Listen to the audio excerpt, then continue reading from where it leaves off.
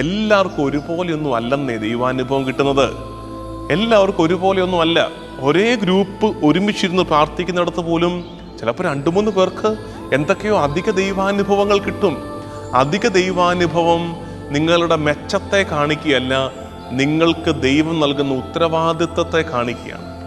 U have some responsibilities to fulfil.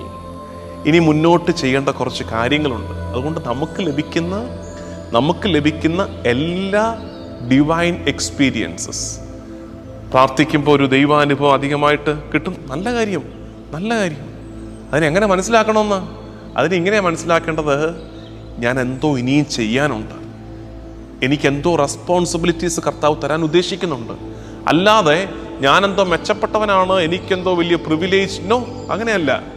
ഓരോ അധിക ദൈവാനുഭവങ്ങളും ഒരു ഉത്തരവാദിത്വത്തിൻ്റെ ഓർമ്മപ്പെടുത്തലാണെന്ന് ഓർത്തേക്കണേ.